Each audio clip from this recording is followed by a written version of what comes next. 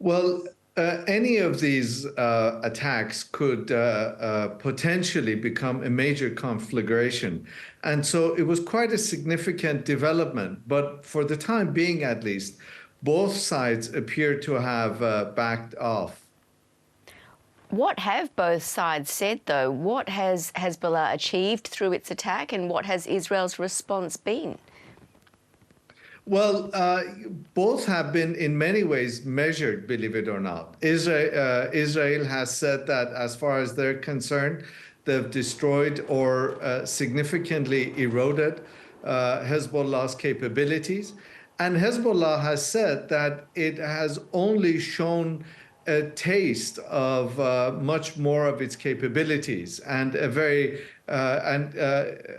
has claimed that its attack was limited by its own standards.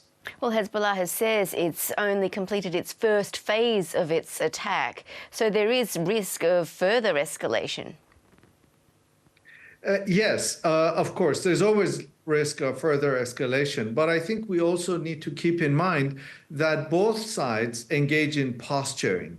They have domestic constituents that they need to keep satisfied. There's a good amount of bragging and also keeping the adversary guessing. So we shouldn't take their statements at face value. And why has Hezbollah waited a month to carry out what it has called a revenge attack? Israel has a military doctrine whereby it's actually named after a neighborhood in Lebanon, whereby it seeks to destroy civilian infrastructure of the adversary. And that is the last thing that Hezbollah can afford. A complete destruction of Lebanon's civilian infrastructure, water delivery system, bridges. As it is, the country is barely functioning. So what we see is an attempt on the part of Hezbollah to maintain some sort of deterrence, but not to provoke a full-scale war.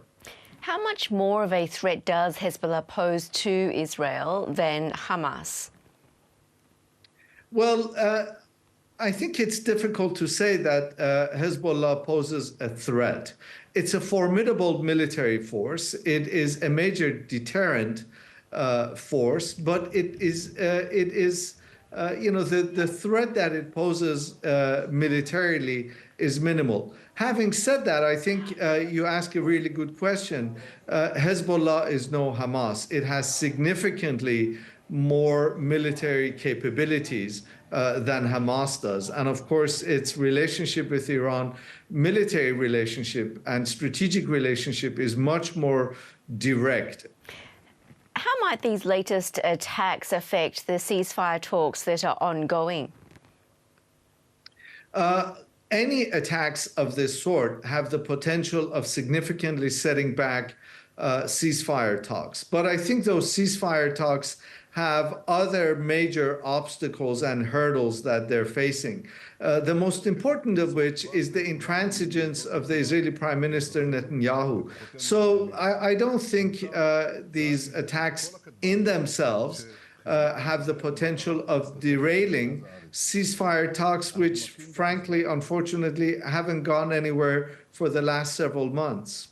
Do you think we'll see any developments in the coming days or weeks, or will it just continue status quo? I'm afraid the status quo is going to continue. And if we see a development, it's for the worst. The Iranians continue to maintain that they're going to engage in retaliatory strikes against Israel. Hezbollah, as you mentioned, says this is the first phase. And of course, Israel has shown a willingness to escalate the war, if at all possible. So I'm afraid we're not going to see a cessation of hostilities and an end to the tragedy of Palestine anytime soon. Well, as you mentioned, we're still waiting to see how Iran will respond to the killing of Hamas's leader in Tehran.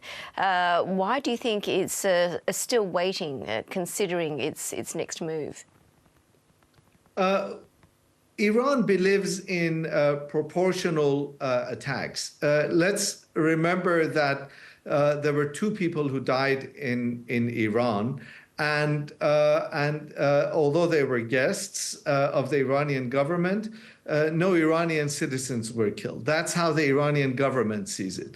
So the dilemma for the Iranian government is how to respond proportionately in a way that doesn't result in mass Israeli casualties, but still sends a strategic message to Tel Aviv. And I think that's why we've seen a delay in Tehran's response. Professor Mehran Kamrava, thank you so much for your time. Really good to talk.